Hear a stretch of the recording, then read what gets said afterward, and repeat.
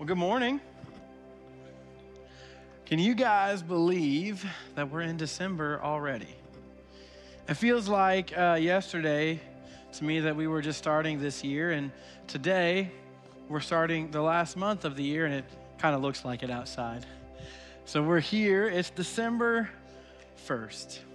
And to me, it's just kind of crazy how fast this year has been. And my name is Tyler, and I get the amazing privilege to serve on staff here at OCC as the Director of Student Ministries. And I just want to say, if I haven't got the chance to meet you, I would love to meet you after service this morning.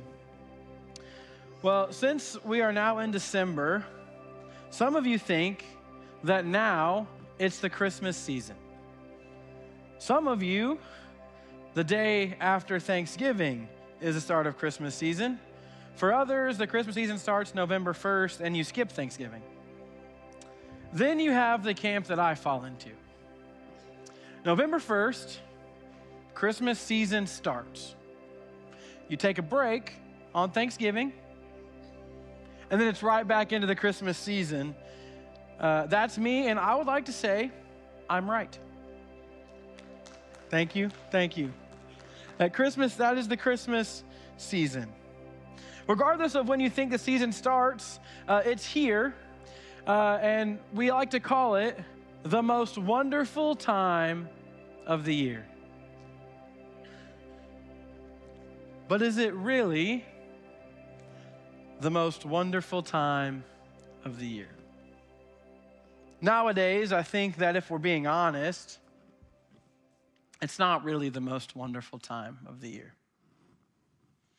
I think many of us would maybe call it the most stressful time of the year. To me, I think it's become the most stressful time of the year, and I think there are a couple different reasons why that it is the most stressful time of the year. The first one is loneliness or grief. For those who have lost loved ones or are far from family, Christmas, it can heighten the feelings of loneliness and sadness and can lead to stress during this time of year. Then there is a financial strain with gift giving and holiday meals and decorating the house and hosting the ideal gatherings and travel expenses. They can add up pretty quickly and they can cause some stress. Then there is this sense of perfectionism.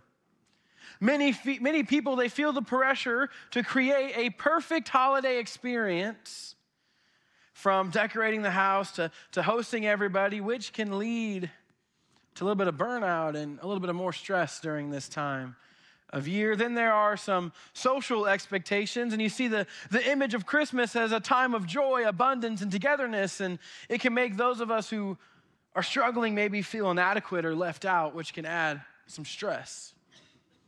Then there is even some family dynamics where there is reuniting with family that can bring joy, but also tension. Especially if there are unresolved conflicts or high expectations for the holidays. Then we have the time management side of everything, where we're juggling all the holiday events and shopping and preparations alongside work and family responsibilities that can make this season feel so overwhelming. That can lead to it being the most stressful time of the year. But you know what we say during the holidays? We have this phrase we say all the time. It's, "'Tis the season." Just tis the season. It's just the Christmas season that's busy. It'll slow down eventually. 'Tis the season.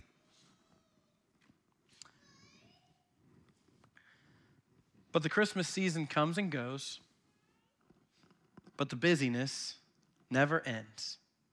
And we are left just as busy and just as stressed as we were.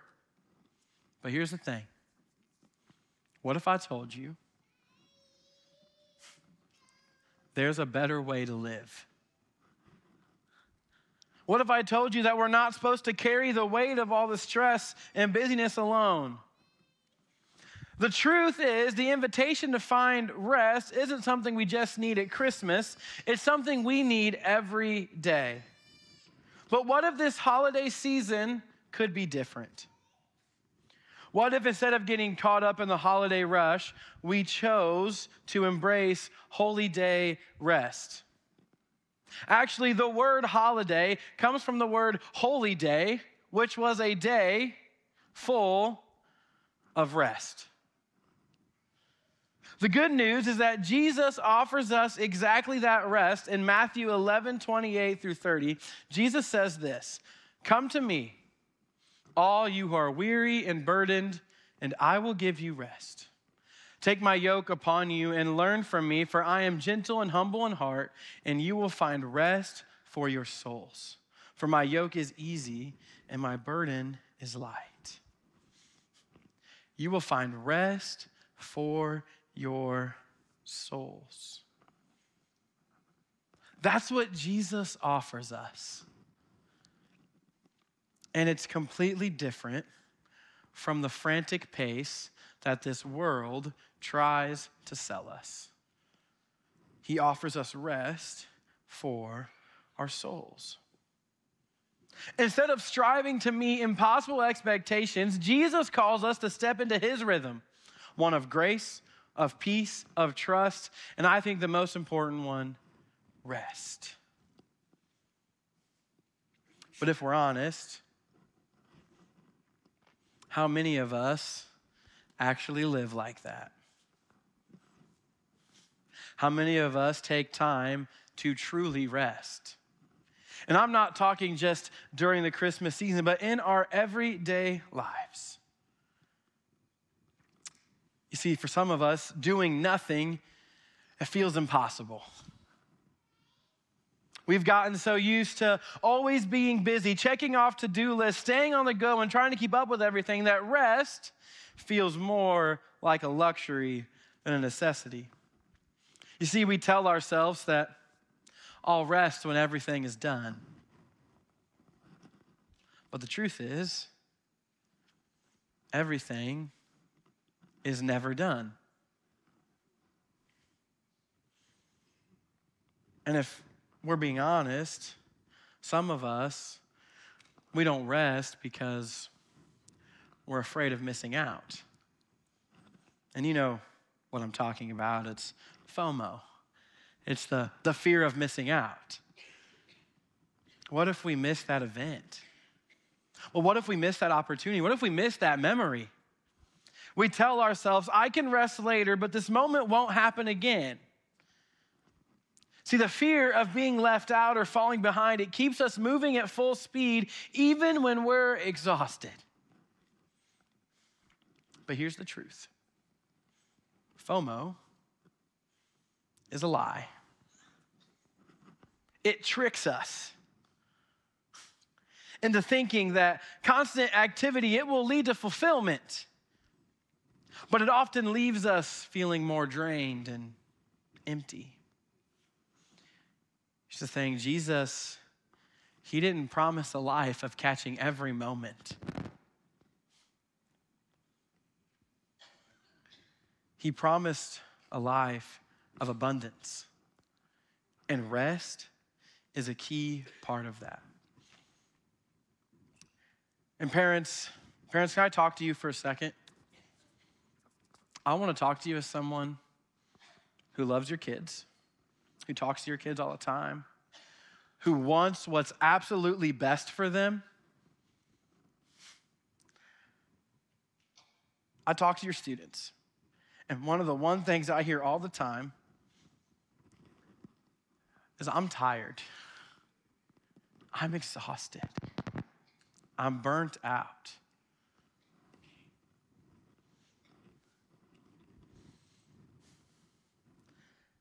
And I know you want to give them the best experiences, the best opportunities and memories, but teaching them how to rest is just as important. Your kids are watching you. They learn what life looks like from the rhythm you model. If you're always on the go, they'll believe that's the standard. But if you show them that rest is valuable and God-honoring, they'll carry that with them into adulthood. What if one of the greatest gifts you could give your kids isn't another packed schedule or the perfect holiday experience, but instead the knowledge that it's okay to pause, to breathe, and to rest in God's peace? And I think the area that I see this the most is through sports right now, and students and kids' lives. There's year-round sports, and they're always playing somewhere on the weekend. They're always doing this. And I have the privilege to coach sixth grade basketball. It is so much fun. They're a lot of fun. And last Tuesday, I got to go down to Georgetown College with the basketball team. We got to watch a basketball game, and we got to practice on their court afterwards. It was a really cool experience, and it was cool for these kids to experience that. But as we were practicing, I was standing in the corner of the gym, and there were some parents there, and they were talking to the coach from Georgetown College. And the topic of year-round sports got brought up. And one of the parents, I heard them say, well, if I want them to be good, they got to play year-round. And the coach kind of laughed, and he said, no, you don't. Playing year-round, it will lead to burnout later in life, and they won't want to play. So what if, instead of a packed schedule, we show them that it's okay to pause, to breathe, and to rest in God's peace? Now, I will tell you that I am one of the first people to admit that I struggle with this. I am always go, go, go, go, go. My calendar is always full. I'm always doing something. I never noticed that until one Sunday, months ago. I was teaching on rest in student ministry, and I got done telling them to make sure they take time and rest in the Lord. And I tell them that, and I get done, and one of my leaders, she looked at me and she said, you don't do that. She said, you don't rest. You're always doing something. Well, she's right. I'm always doing something. So when I'm up here and I'm talking about people always being on the go and busy and not resting, just know that, these are my people. I'm always doing something, and you guys are right in the same boat as me. I get you. And I want a better way for us to live. I want a better way for all of us to live. And Jesus calls us to do just that. You see, Jesus' invitation to rest is more than just a nice thought. It's a lifeline. It's a way to step out of the endless cycle of busyness and into the peace that only He can provide. The first thing is first, and I want you to hear me when I say this. You have permission to rest. You have permission to rest. I don't know if you needed to hear that from me, but I just wanted to tell you that you do, in fact, have permission to rest. You're actually allowed to rest. You don't always have to be doing something. You have permission to rest. Actually, Jesus, He calls us to rest. Rest is not a suggestion, it's a necessity.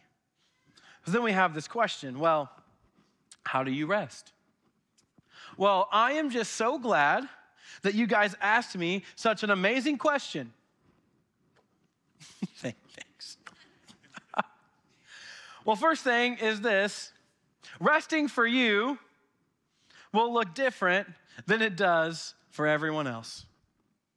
God made all of us so uniquely us that we all have different ways that we can find rest. What works for you might not work for others. What works for others, it might not work for you, and that's completely okay.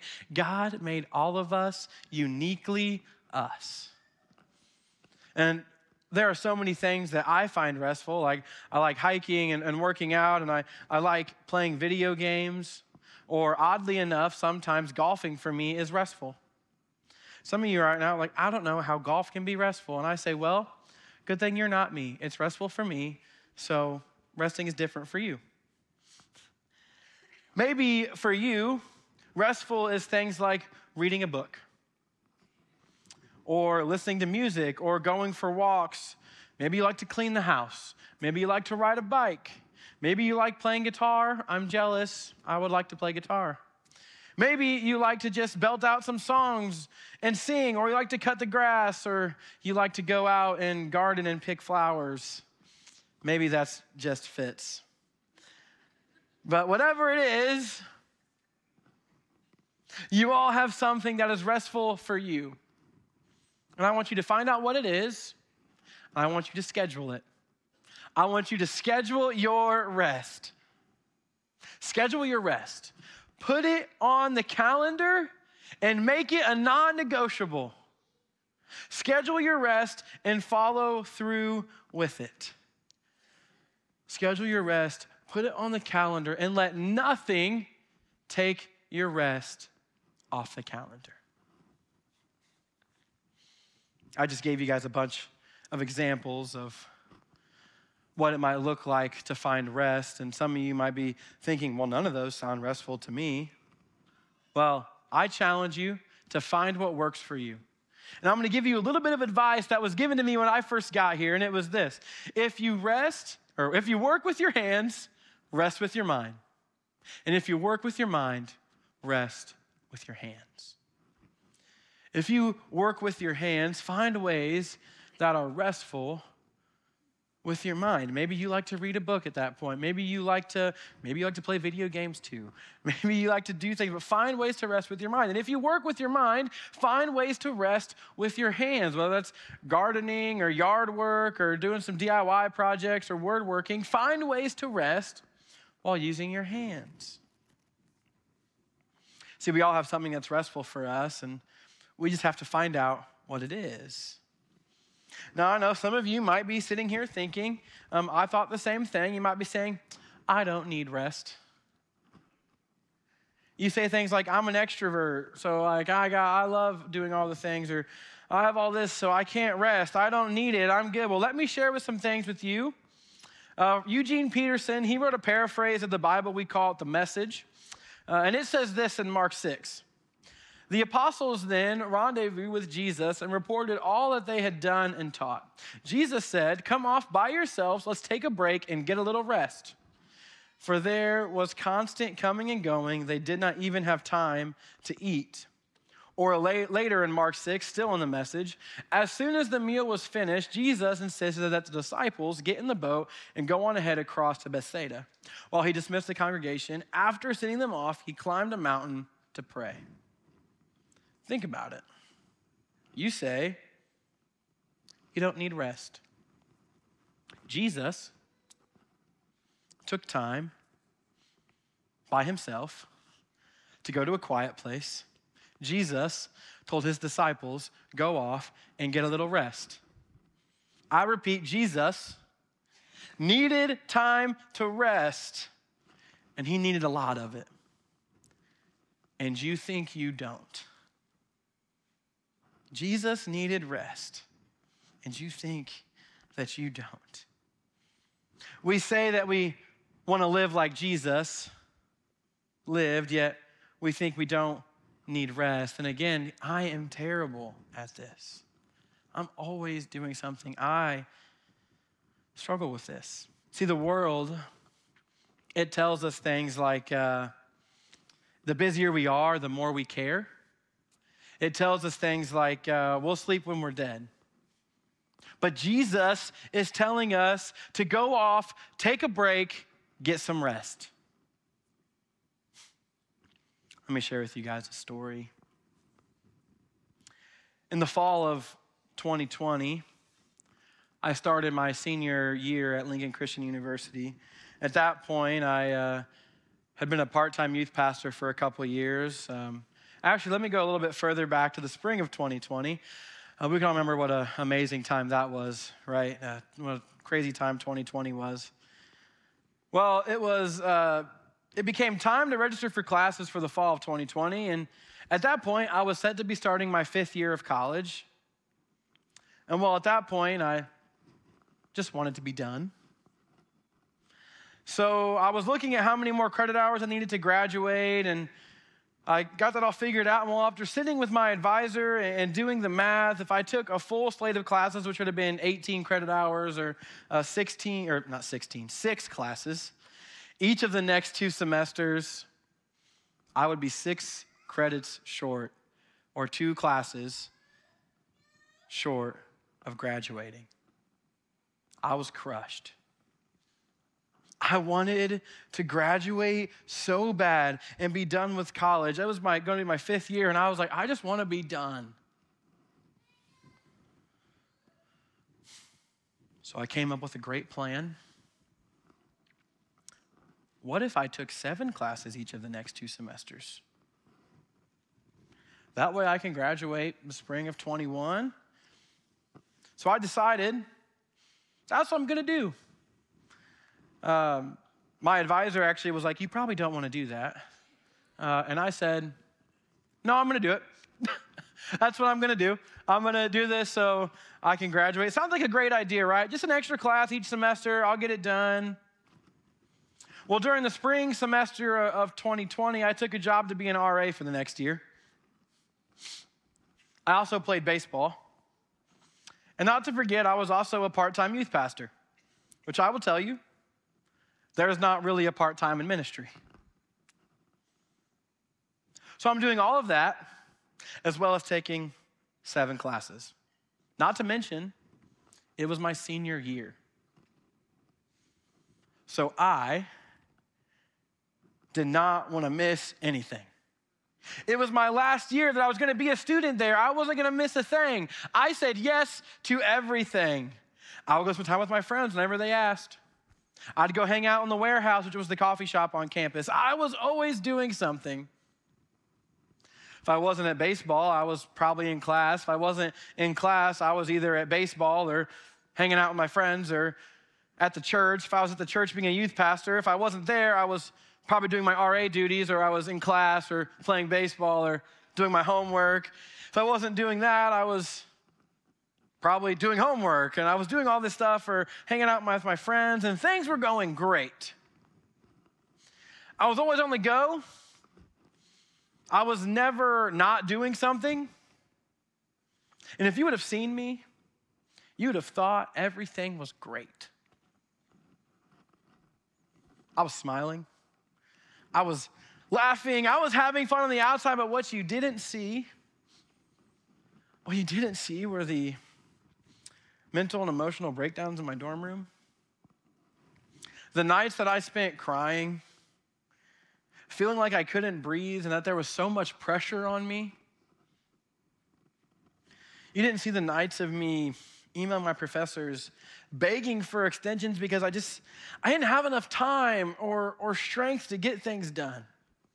My grades were slipping further and farther away. My nights most of them were sleepless, and then the thought that we often have during this season.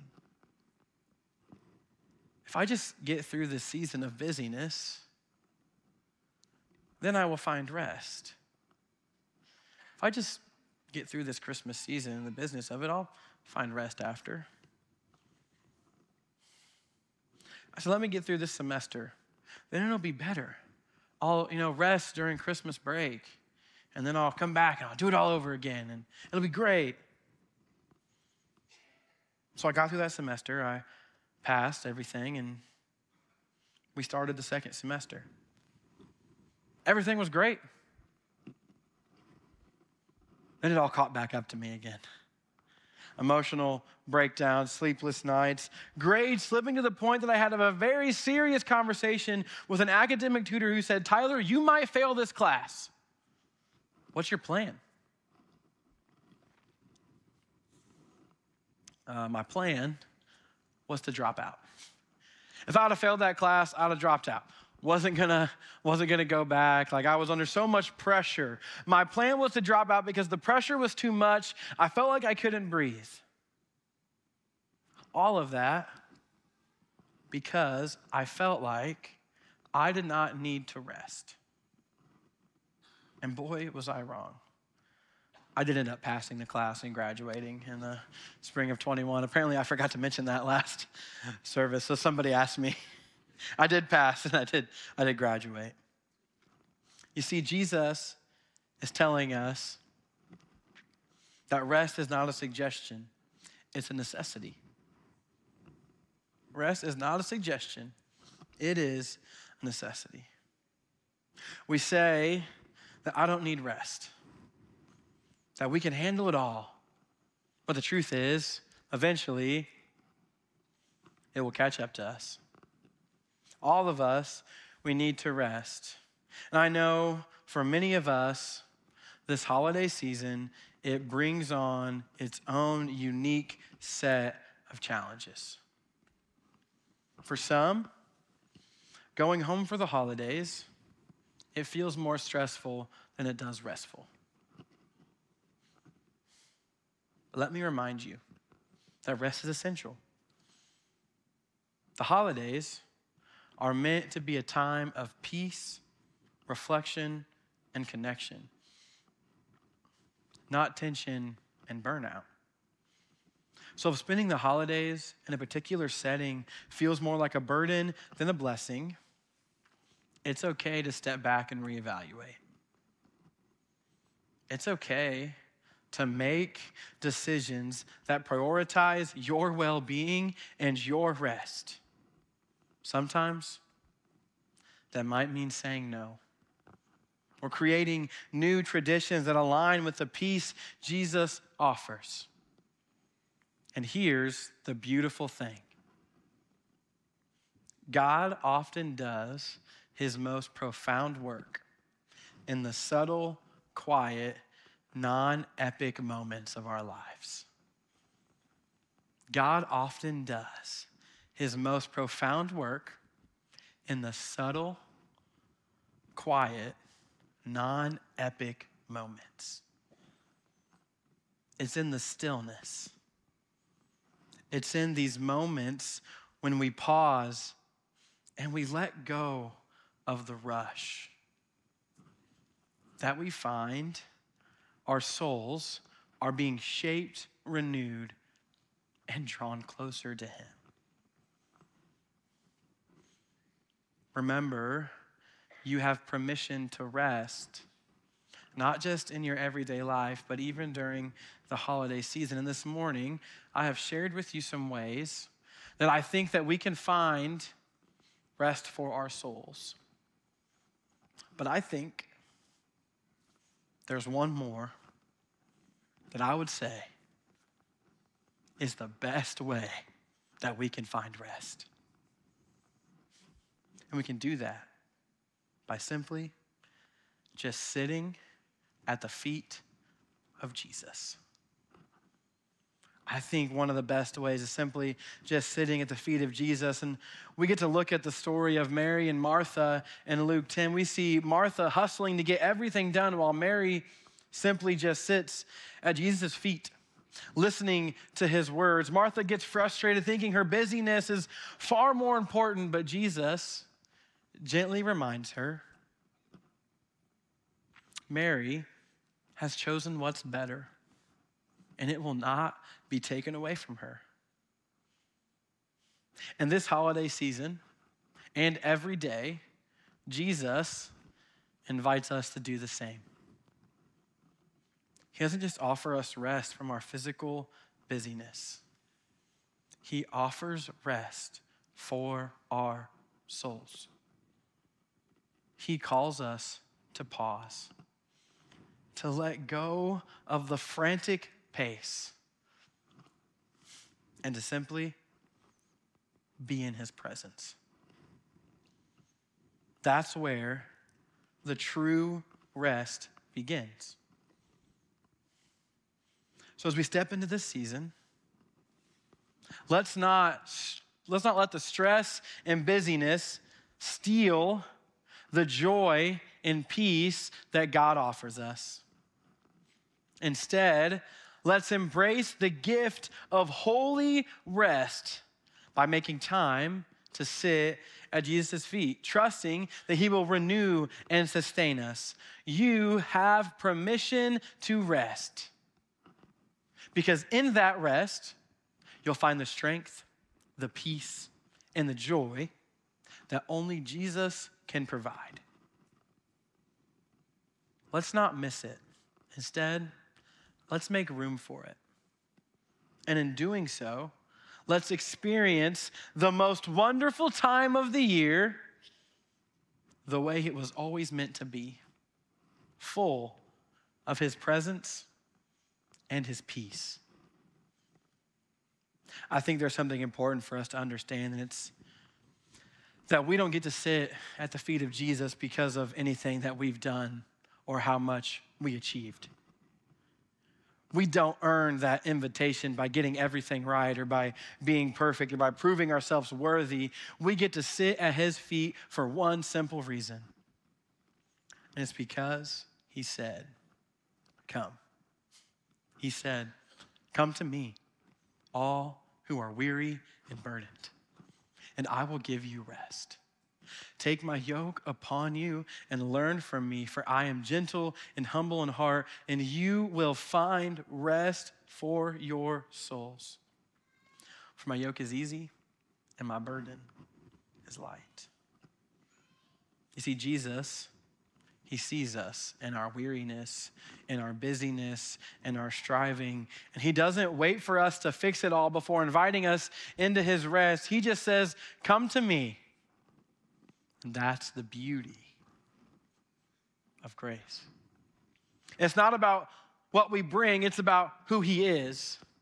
So this season, remember that the rest we so desperately need is not earned. It's freely given by the one who loves us beyond measure.